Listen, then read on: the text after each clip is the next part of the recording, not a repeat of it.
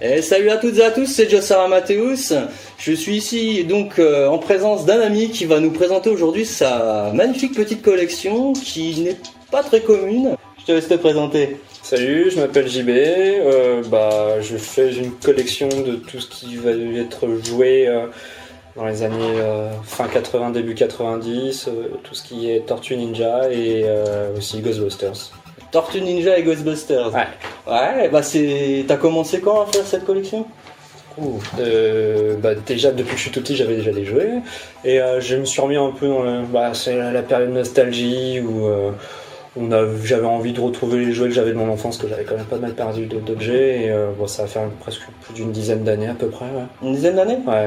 Sinon tu procèdes comment en général pour trouver tes pièces Internet, vide-grenier, parce que la majeure partie il y a quand même pas mal de gens qui vendent des choses pas trop chères on va dire, donc ça permet d'avoir des objets plutôt sympas, pas trop chers et en bon état si on cherche bien en fait. Ouais. Sinon dans des magasins spécialisés, mais c'est vrai qu'avec la hype un peu du jouet vintage, les prix sont quand même relativement chers. Ouais, c'est vrai qu'au niveau tarif, tout ce qui est du domaine du rétro, collection même en général, soit du jeu, de la figurine, même du livre, c'est vrai qu'on peut des fois frôler l'excès au niveau tarifaire. Bon, après, comme tout passionné en général, de toute façon il faut savoir prendre son mal en patience, chercher et trouver en espérant la perle rare pour que ça colle correctement à ce qu'on recherche. C'est ça, ouais, tout à fait. T'as quoi comme pièce qu'on pourrait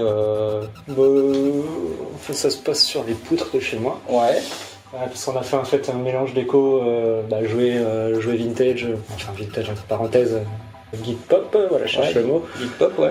Et par exemple, après faut voir si on peut voir, mais à la hauteur là, en fait là j'ai plein de toutes les collections de Tortue Ninja qui va de 89. J'en ai une de 2000 aussi, mais bon ça c'est pas trop ce que je recherche. Et j'ai eu un cadeau des nouvelles Tortue Ninja qu'on a en ce moment à la série télé qui est plutôt marrante. D'accord. N'hésite pas, vas-y, on va tout de suite faire le tour. Alors j'ai celui-ci. Excusez-nous pour le bruit, il y a des animaux qui jouent à côté, c'est des aléas, c'est pas grave. Celui-ci, donc de la gamme Playmates, c'était les gros fabricants des jeux de Tortue Ninja. Donc normalement, c'est un peu perdu parce que normalement il y avait des ceintures en plastique. Donc avec le jouet d'époque, avec l'arme aussi. Donc lui c'était juste un basique en fait où tu pouvais bouger les trucs, mais c'était pas non plus foufou quoi. Il y avait celui-ci, alors lui... L'avantage, j'ai perdu son jouet, ou je crois que c'était à lui ce jeu. Enfin, c'est avec son arme. Donc une espèce de ninjaku avec des rats morts. Plutôt marrant. Le but du jeu c'était... Tu avais un espèce de système de manivelle. Je sais pas si ça va fonctionner. Où tu tournais la manivelle. Excellent. Et en fait ça fait des prises de caractère, c'est assez marrant. Donc pareil, j'ai perdu la ceinture. Bon, il n'y a pas d'épaule parce que ça tourne tout seul. C'est assez marrant, il y a celui-là que j'ai. Bon, celui-là, moi je l'aimais bien parce que c'était un samouraï. Ah oui, ils sont plutôt pas mal. C'est ceux tirés du troisième film dans les années 90, ça. Ça me rappelle un très bon souvenir de... Il y a un magasin sur Paris qui s'appelle Luberlu, qui est spécialisé dans tout ce qui est jouets vintage, rétro et tous des trucs comme ça. Et en fait, ils vendaient des personnages mais en boîte de Tortue Ninja, de ce film-là. Et c'était, je crois que c'était un samouraï avec un cheval.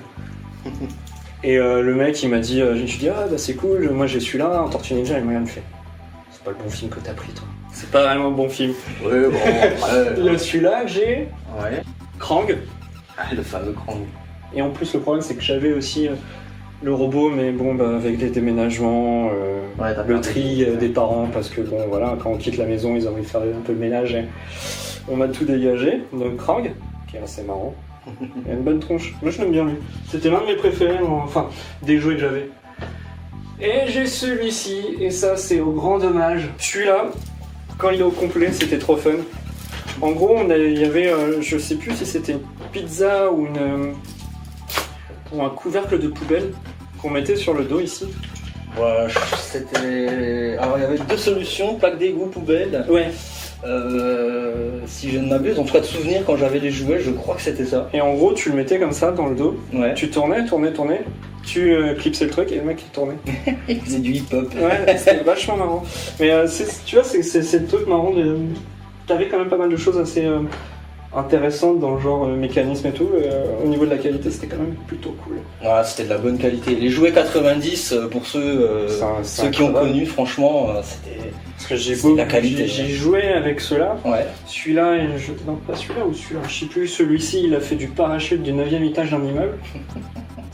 Dans un sac. D'ailleurs, je crois qu'il y avait une gamme des jouets Tortue Ninja avec les parachutes. C'était celui avec le dirigeable. Ouais.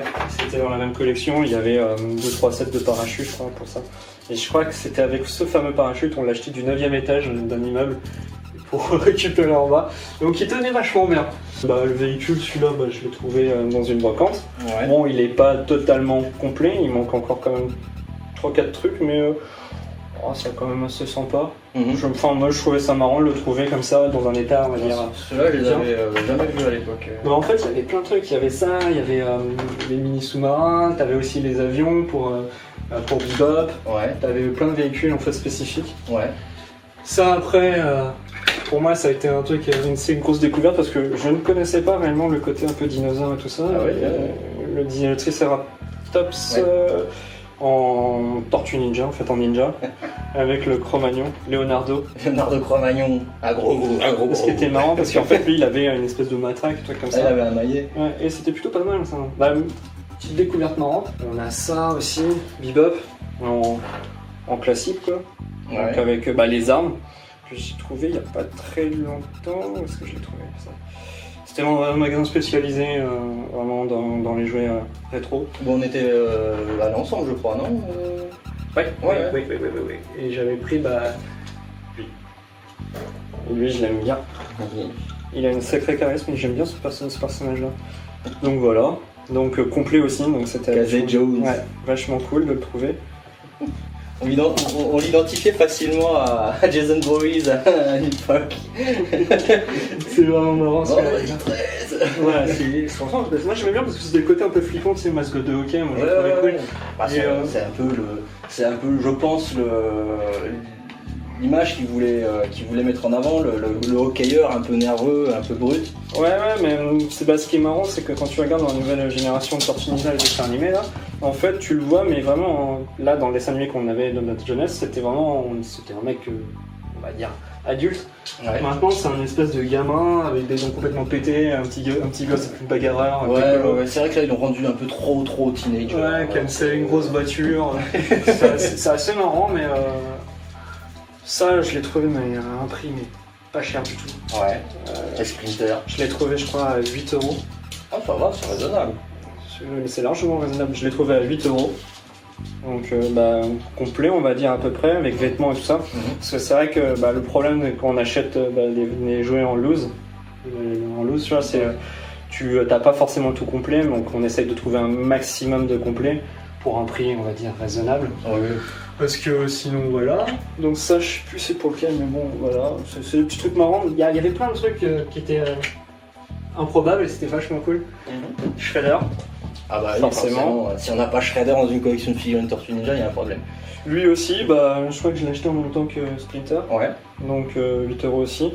Donc lui, je l'ai vu mais plein de fois dans les brocantes, plein de fois dans les choses comme ça. Et le problème, c'est que là, il n'y avait pas de vêtements, où il est vraiment abîmé. Oui. Là, on va dire qu'il est quasiment complet. Ouais, d'accord. Parce qu'il manque forcément tous les jours les armes, mais quasiment complet, donc c'est plutôt pas mal. Donc ça, je les ai trouvés dans un magasin de revente, on va dire. C'était un peu... je sais quoi le mot exact? C'était un peu vendu comme ça, en fait, sous clé. C'était des gens qui vendaient leurs trucs, qui déposaient des trucs à un magasin. Il y a dépôt-vente? Ouais, c'était une sorte de dépôt-vente, mais voilà. Et donc j'ai trouvé cela. Donc en plus c'était marrant vu que c'était des choses qui n'avaient pas forcément succès. Les gens n'aimaient pas forcément les trucs ça. C'est ça. Je les ai eu en promotion. Ouais. Donc Rocksteady et Bebop. Ouais. Donc lui, avec son arme et tout, je l'ai trouvé vachement cool. Il y avait une bonne tronche, bien. pas trop abîmé. Donc faut forcément regarder aussi, moi c'est ça le but aussi du jeu, parce que je regarde la date aussi et tout ça, donc voir quand est-ce que ça a été créé. Parce que tu veux vraiment prendre une série de figurines en particulier. Bah, je veux faire dans l'animé 90, quoi, fin 80, début 90. Oui. Bon, les trucs de mon enfance, quoi, tu vois. Oui, voilà, c'est pas le côté nostalgie, on va dire. Et celui-là, donc je savais pas que ça existait, et quand je l'ai trouvé, j'ai trouvé ça super marrant. En fait, tu vois, Bebop avant le symptôme, avant qu'il ait pris le virus. D'accord, ouais. Pas le virus, mais le mutagène, on va dire. Ouais. Et en gros, je me souvenais plus de sa tête. Et c'est trop marrant parce que tu trouves vraiment toute sa tête. Ah ouais, c'est vraiment pas mal. J'avais ça avec les Power Rangers aussi à l'époque. Ouais, j'en ai eu aussi. Donc c'était plutôt pas mal. Et c'était la première fois que j'en trouvais un. Enfin, je l'avais vu. Parce qu'il y a eu un délire aussi, mais ça j'ai pas compris aussi. C'était dans les mêmes années, t'avais les personnages aussi qui se transformaient en véhicules. Et t'as un espèce de Shredder qui se transforme en grosse machine qui creuse une énorme forêt. Et c'est pas top. C'est une espèce de gros machin, tu le vois avec sa grosse cape, et après il se retourne dans une espèce de gros forêt. Ah ouais, d'accord. J'ai pas souvenir de celui-là. C'est le côté un peu délire bizarre, mais d'accord, ouais. C'est marrant. Donc celui-là, donc moi j'étais très étonné de l'avoir trouvé. D'accord. Oui, bah après c'est toujours des pièces qui sont celui-là, d'agréables surprises. C'est un peu dommage, à cause des vibrations de chez moi, il est tombé et il s'est décollé. Mais Krang, alors lui, il y a une histoire, je l'ai trouvé à Londres. À Londres? Ouais, j'ai fait un marché aux puces à Londres et j'ai vu qu'il y avait, c'est pas un marché aux puces, c'est Camden, c'est un gros complexe où il y a des marchés aux puces, ce genre de choses comme ça. Ouais. Et t'avais un petit stand complètement paumé qui vendait des figurines et tout, et j'ai vu ça et j'avais pris aussi un autre truc, je vous montrerai après. Oui. C'est le truc de Ghostbusters aussi, personnage de Ghostbusters. Et celui-là, c'est un jeu que j'avais, le Krang qui était là, il faisait partie de ce set là. Et... D'accord. Attends, on va échanger. Et après, les cadeaux, celui-là je le trouvais, c'est une amie qui m'a offert ça pour mon anniversaire un jour. Donc là c'est le Tortue Ninja de la nouvelle génération. Il est mignon. Et je t'aimais bien parce que c'était les premiers jeux qui vendaient des nouveaux personnages. Et on va dire que ça reflétait un petit peu le design plus ou moins un peu moins lisse. C'est les yeux, je pense, qui changent beaucoup. Ouais. Et comme si, je viens de voir, il y a aussi les petites dents montrées en mode. Ouais, c'est le personnage, il est un peu plus lisse, mais je le trouvais plutôt cool. Ouais. On me l'a offert, j'aime bien. Ouais, je le sens pas. Puis c'est Mickey, quoi. Et ça, c'est un petit peu la déception que j'ai eue, mais bon, c'est cool. Je pensais qu'il était plus vieux. En fait, il date de 2000. Et c'était une réédition en fait, parce qu'il y a une période aussi, t'avais les tortues qui. La tortue, on le voyait en tortue normale. Ah, sans son bandeau? En tortue, en fait, en animal sans la jambe. Tu le mets carrément en tortue, d'accord, ok. En fait, c'est comme un peu le truc de le personnage Bebop en fait. C'est avant mutagène et après mutagène. Et donc, on voyait en ton petite tortue. C'est vachement galère pour le mettre en tortue. Mais bon, c'était marrant parce qu'il y avait les petites pattes. T'as les petites pattes qui sont là. Ah oui, c'est marrant. Et donc ça c'est vachement drôle. Moi j'aime bien. Mais c'était des petits trucs comme ça. Bon, j'étais un peu déçu parce que je crois que c'était dans les débuts aussi quand je cherchais pas forcément. Tu sais. Tu tombes dessus comme ça par hasard. Ouais, et je me suis dit tiens, c'est cool et tout. Et c'était l'époque où je commençais à débuter un petit peu dans, on va dire, la collection d'une certaine date. Ouais. Et c'était marrant. Et bon. J'étais un petit peu déçu, mais c'est pas grave. Un petit peu déçu, mais c'est pas grave. Bon, bref. Mais voilà, donc à peu près ma collection. On a fait le tour donc des Tortues Ninja. Ouais. On va tout doucement passer donc sur les Ghostbusters. Ouais. Alors là, nous voilà du côté donc Ghostbusters. On va tout découvrir tout de suite. Alors, qu'est-ce qu'on a sous les yeux? Au-dessus des yeux pour le coup. Alors là, la collection est un peu plus petite, on va dire, parce que c'est assez compliqué de les trouver ou les trouver dans un prix abordable. Oui. Parce que c'est un peu plus compliqué à trouver. Donc Ghostbusters, le dessin animé plus que The Real Ghostbusters. Donc c'était j'ai une petite collection, petite, on dit bien parce que j'avais vu des choses encore plus intéressantes. Et donc tout à l'heure j'avais raconté l'histoire de Londres, à Londres, j'ai trouvé celui-là aussi, Wouf-Tout. Celui-là, franchement, depuis que je suis en train de rechercher ça, en 10 ans j'en ai trouvé que 2. Ah oui. Et d'autres sur internet, mais comme ça dans les magasins j'en ai trouvé que 2. Donc c'est plutôt marrant. donc plastique mou, donc c'était assez drôle. Et il y avait un autre aussi, ça il faudrait que je le trouve. Il y avait une espèce de truc qui crachait de la bouche ou des pizzas, un truc comme ça. Excellent. Mais pas celui-là, lui il est tout rempli. Donc après, les personnages, en fait, ce qui est assez marrant dans ces personnages, c'est une collection, enfin c'était une particularité, c'était assez spécifique en fait. Il y a un mécanisme en fait, où ils ont une tête bien, on va dire. Oh, ça va, ouais. Et dès qu'ils croisent un fantôme. Excellent. Et eux, j'ai pour les personnages, je voudrais ça. Il y a un petit fantôme, un fantôme. Ah. Et celui-là, il y a ceux-là et c'est assez marrant. Énorme. Et il y en a, ils ont j'ai tous les personnages de cette collection-là. Ouais. J'ai la voiture. Ah. Donc celle-ci, je l'ai trouvée à la braderie de Lille. Rappelle le nom de Lectowan. Ah, Lectowan. Donc pareil, les mêmes collections, les deux personnages. Donc c'est assez marrant. C'est que quand j'étais petit, j'avais celui-là et le bleu qui est là, lui qui est là. Ah d'accord. Donc c'est assez marrant. Et les deux là, ils sont assez marrants. Lui c'est mon préféré, j'aime bien parce que ce côté Egon. T'as les yeux qui sortent et tout. Et lui quand j'étais petit, je m'amusais beaucoup à le tourner. Je l'avais cassé quand j'étais petit, mais celui-là c'est un autre que j'ai retrouvé. On appuyait comme ça. T'avais la bouche qui se levait, c'est assez marrant. Énorme. Et forcément la voiture. Donc avec, je l'ai eu au complet où il y avait le siège qui se mettait là, tirer des lasers pour pouvoir ramener les fantômes. D'accord. Et il y avait ça. Et donc tu pouvais le tourner grâce à un mécanisme qui se mettait sous la voiture. Non, voilà. Et ça montait. C'est des petits mécanismes comme ça que je trouve dommage parce qu'on trouve de moins en moins sur les jouets. Les jouets en général, il y a moins de ces genres de petites choses un peu poussées qu'il y avait à l'époque.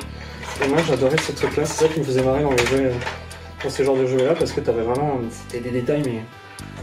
D'accord. C'était fou quoi. Ouais, c'est vrai que c'est original. Hein. Bon, après Ghostbusters, j'avoue, j'étais pas du tout dans les jouets, en tout cas...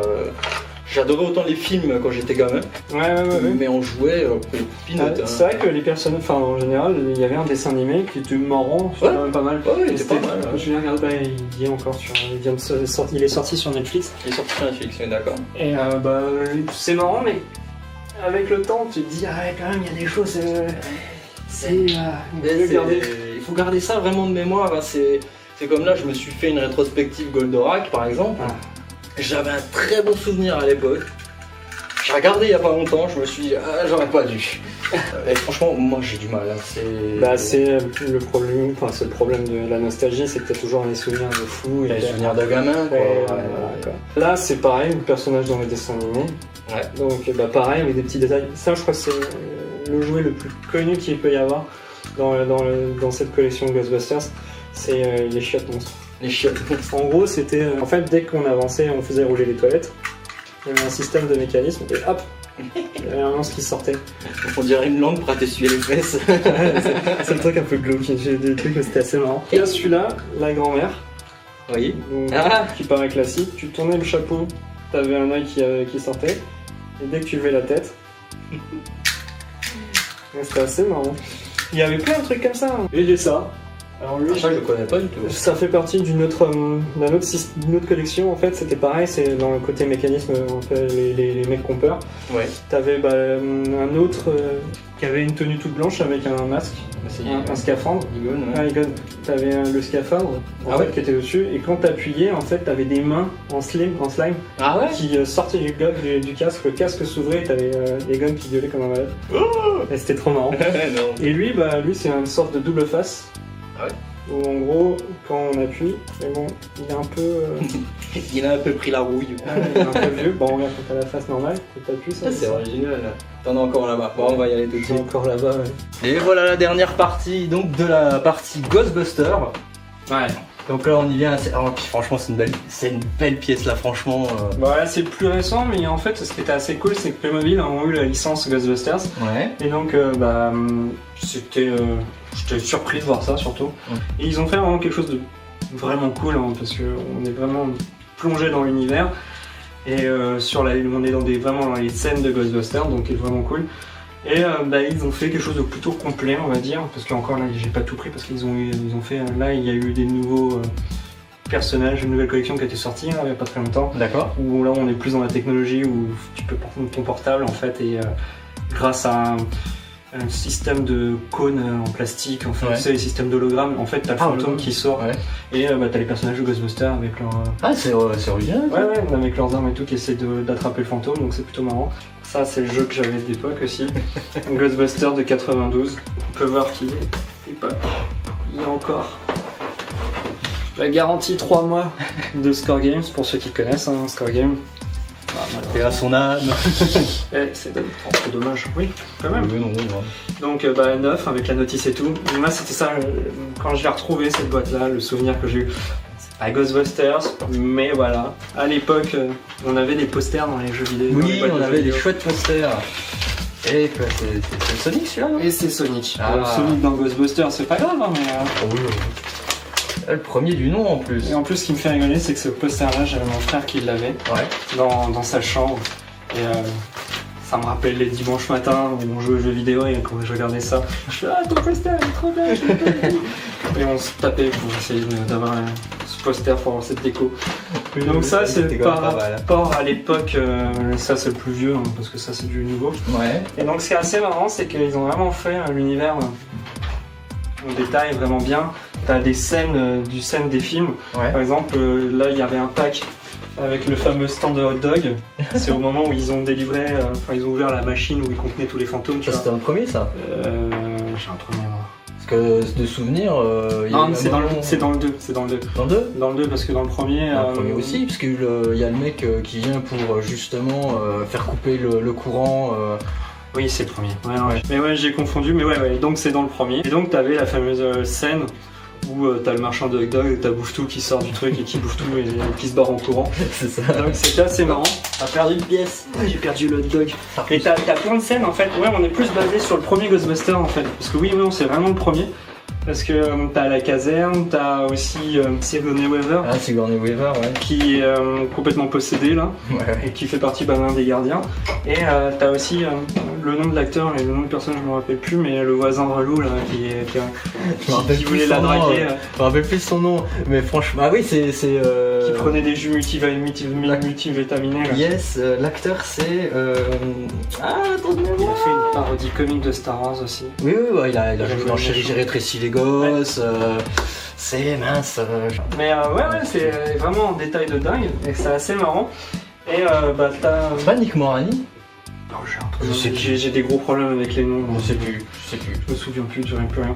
Donc moi mes deux préférés dans les Lego. Enfin j'ai 3 préférés. Étonnamment c'est par rapport aux méchants, enfin aux fantômes. J'ai Bouffe-Tout, j'ai l'un des gardiens. Donc faut voir quand même qu'au niveau des détails c'est vraiment dingue. Là pour Bouffe-Tout. Donc l'un des gardiens qui est vachement cool, ils ont représenté. Le chien qui vient de se faire tabasser par le chat. Et il y a celui-là qui est plutôt cool. Et forcément, le hot dog ça tient pas vraiment bien. Ça repousse pas. Et ça, mon buzz du buzz, Stay Puft. Donc, quoi? Je pense à quelque chose de mignon. Et c'est vraiment marrant parce qu'ils ont vraiment fait comme à l'époque, parce que le jouet dans les années 84 c'était pareil, à peu près la même taille.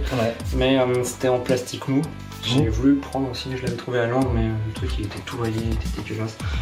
Et ça valait pas le prix. Ça fait que je boum là-dedans. Mais c'est vraiment cool. Et ça c'est plutôt pas mal. Et Lectovon, et celui-là franchement, j'étais agréablement surpris. Magnifique. On peut voir à l'intérieur tous les personnages parce que c'est le côté marrant du truc. Et il y a vraiment des détails, mais c'est vraiment fou. Moi j'ai trouvé ça étonné. J'étais étonné par rapport à ça.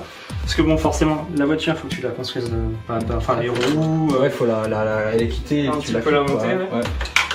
Et ils ont trouvé un truc, et ça c'est vachement intelligent. Il y a les petits bustes pour garder les protons, les armes à protons. Ah ouais, d'accord. Ah, c'est vachement bien foutu. Moi j'étais étonné par ça. Je trouve que ils ont réussi à faire un truc que j'adorais quand j'étais gamin, quand je disais l'histoire de détails, il y a plein de trucs vraiment marrants. Et là, ils avaient touché vraiment tout le truc. J'avais l'impression de retourner à l'âge de quand j'étais gamin, les années 90. Et ça, c'est le petit must. Ah, ça, j'adore. De temps en temps, je me fais un kiff et je me l'allume. C'est cool, ça fait de la lumière. Et le must.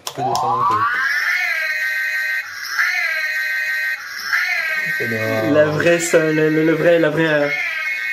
quoi. Et franchement, quand j'ai fait ça, enfin j'ai eu ça, j'ai trouvé ça, mais c'était dingue. J'étais trop content.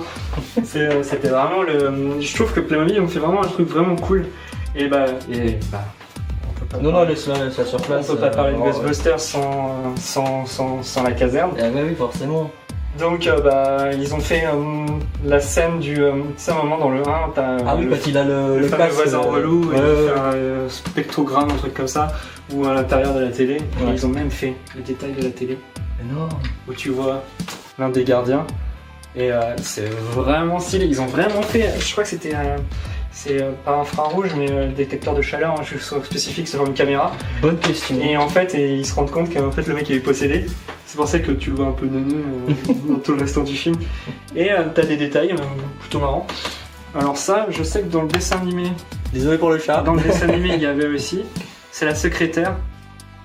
Dans le film, il n'y a pas, mais dans le dessin animé, on peut voir où elle endosse le costume, la tenue des Ghostbusters et elle va chasser les fantômes. Ouais, même le chat, il veut chasser les fantômes là. Et ce qui est assez marrant, c'est plein de petits détails comme ça qui sont vachement cool. T'as la trappe fantôme, où c'est le petit claps, et à l'intérieur, il y a le fantôme. Donc il y a plein de petits détails qui sont assez marrants.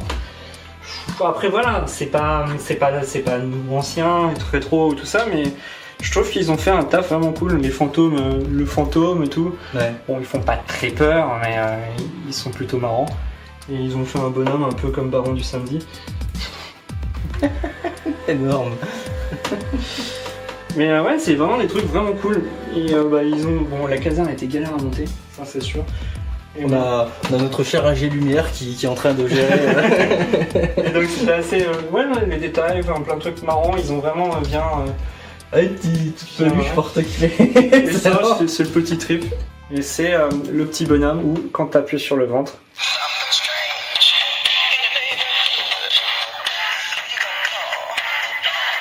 Ça aussi, de temps en temps, quand je me fais un petit délire, je mets ça. Ils ont... Franchement, et là, il y a des nouveaux trucs, c'est des véhicules, un peu... les nouvelles collections de Playmobil, où t'as une espèce de monte-charge qui arrive à choper les trucs, c'est moins fun, je trouve, mais à voir pour la collection, si on peut faire un truc marrant. Ouais, bon après, il faut toujours regarder. Mais ça a été créé il y a moins d'un an, ça. C'était Noël. Enfin, ça va faire un an et demi que ça a été fait. Et c'est étonnant que ça revienne comme ça. Ils ont fait Lego aussi. Ils ont fait Lectoman en Lego. Ouais. Et la caserne en Lego, mais bon, le problème de Lego, c'est que c'est relativement cher. Ouais. Et le problème, c'est que tu fais tomber le truc, ça se pète en morceaux. Tu galères, tu mets 3 heures pour monter, sachant que j'ai un chat qui monte un peu partout. Ouais. Donc, vous l'avez vu passer là. Le chat qui s'amuse à monter sur les trucs et tout faire tomber. Bruce Samba. Mais voilà. Mais voilà à peu près ma collection, on va dire, collection nostalgique Ghostbusters. Bon là c'est plus récent, mais les autres avant ils sont vraiment cool. Et dernièrement aussi, pour garder dans le côté un peu... je voulais me faire un petit délire aussi. Je sais pas si on voit bien. Je me suis fait tatouer Stay Puft. Attends, je te l'enlève le bras. Attends, je tes bras. Et qui est vraiment plutôt cool. Bon après je peux faire de la pub aussi. Je suis allé à Strasbourg, chez Jessing Tattoo. C'est pas Jessing Tattoo qui m'a tatoué, mais c'est Kevin Melling qui me l'a fait. Spécialisé pour c'est les gens qui sont sur Strasbourg et qui aiment bien Dragon Ball Z et les styles manga. Faut aller le voir. Je vous mettrai le lien dans la description. Faut aller le voir parce qu'il fait vraiment des bons tatouages. Et vraiment les côtés... il a fait un crossover Pokémon. Excellent. Pokémon Dragon Ball. Ah ouais. T'as... je connais pas très bien, je crois que c'est le ectoplasme. Ouais. Ectoplasma, ouais. Ouais, t'as Ectoplasma avec la tenue des Saiyans, c'est avec le gros bouclier, tu sais, les trucs bleus et... Ouais, le blastron Saiyan, quoi. Ouais, il a ça, il a fait pareil avec d'autres personnages, Mew et d'autres trucs. Ah oui, non. Et franchement, c'est marrant. Donc voilà, dans le délire, je me suis fait ça. Et aussi, bon là c'est un peu plus compliqué à trouver, mais c'est le crâne de Splinter. Le crâne de Splinter. Oh, excellent. Bon, voilà, on montre qu'on aime le truc de notre enfance. Et voilà, à peu près. Là, ça fait partie de mes collections de jouets rétro. Ouais. Après, si tu veux que je te montre d'autres trucs, si ça t'intéresse. On peut toujours faire le tour. Dans les mêmes gammes, dans la même époque. C'est surtout ça, hein. Il faut savoir que moi je cherche les choses vraiment de toujours dans les années 90. Je fais pas plus, sauf sur quelques pièces, mais ça c'était pour autre chose. Mais c'est vraiment très 90 parce que voilà, c'est ce qui fait vraiment. On a grandi avec et je trouve que les dessins animés étaient vachement cool. Oui, bah forcément. Il y a encore d'autres choses à voir, hein, faut pas croire. Alors qu'est-ce que tu pourrais nous présenter d'autres? Voilà, c'est les plus classiques en fait. Voilà, toujours à la même époque, 90 et tout ça. Ouais. On est sur une collection, à part ça, mais Jurassic Park, notamment le premier. Jurassic Park, d'accord, ouais. C'est toute une collection, en fait, ce qui était assez cool, c'était articulé, il y avait comme pareil, le souci du détail des jeux de l'époque. Tous les jouets avaient une sorte de petits détails. Ouais, Jurassic Park. Je me souviens d'ailleurs, je sais pas si vous le verrez bien, il y a le petit logo JP. Jurassic Park, pour dire quand même que c'était des petits jouets officiels de l'époque. Hein. C'est ça que je recherchais. J'en avais pas mal aussi étant gamin, forcément, comme beaucoup d'enfants de notre âge à l'époque. On a vu le film Jurassic Park, on est devenu dingue des dinosaures. Enfin, c'était qui tout double quoi en fait. Soit c'était vraiment l'apogée pour nous, ou alors c'était c'était sympa, grosse de bête quoi. Ah, là on passe du côté Batman, tu vois. Là c'est Batman. Donc là, bon, ça c'est pas moi, mais c'est ma copine, Harley Quinn. Oui. En fait, ça garde toujours le même thème 90 parce que c'est Harley Quinn des 90. Ouais. Donc Clayface. Je l'adore, je l'avais quand j'étais môme. J'étais quand même avec. J'ai pas tout mis, parce que sinon j'ai plus de place chez moi. 10 ans de recherche quand on a un peu de temps. Bon, après, 10 ans ça paraît grand, beaucoup, mais quand t'as un peu de temps libre, et t'as envie de voir les vides de grenier, des trucs comme ça. Et bien, comme toute bonne chose ont une fin, on arrive à la fin de cette vidéo. Est-ce que tu aurais éventuellement 2-3 conseils à apporter à des collectionneurs en tout genre Après une collection, c'est de la passion, surtout déjà pas se ruiner, déjà de base. Non, ça sert à rien. Qu'au final, d'ici 2 ans de collection, on est obligé de tout revendre parce qu'on a plus de thunes, parce qu'on a tout dépensé. Faire beaucoup de vides-greniers. Après, chacun a son propre budget. Chacun a son truc, après chacun a sa passion. Il faut vraiment se renseigner sur la cote d'un article qu'on voudrait, d'expérience aussi. Sur un livre du Seigneur des Anneaux, enfin du moins de Tolkien plus précisément, je voyais des prix avoisinant les 3 chiffres pour une édition plus publiée ou pas rééditée. J'ai pris mon mal en patience, j'ai mis 2 ans, c'est vrai que ça paraît long, mais j'ai réussi à le trouver pour quasiment à peine plus cher que le prix éditeur. Je l'ai eu en bon état, et maintenant je l'ai eu, je suis content, je l'ai lu plusieurs fois. Faut prendre son temps. Faut prendre son temps. C'est comme un bon whisky, attendre que la bouteille prenne plus de l'âge. Quand tu le bois pas d'un trait, mais... Tu le savoures. C'est la fibre nostalgie, la joie de la passion et de la collection. C'est le but de l'émission, hein, passion et découverte. Ouais, c'est pour le plaisir qu'il faut le faire. Je te remercie pour d'avoir pu nous faire découvrir tout ça, JB. De rien. Et en tout cas, n'hésitez pas dans les commentaires à nous dire ce que vous en avez pensé, si toutefois vous avez des questions ou autres. Merci à vous, en tout cas, de nous avoir suivis jusqu'au bout. N'hésitez pas à mettre le joli petit pouce bleu de l'amour et à vous abonner si ce n'est pas déjà fait. En tout cas, je vous dis à très bientôt pour un prochain épisode de Passion Découverte. Allez, ciao les amis!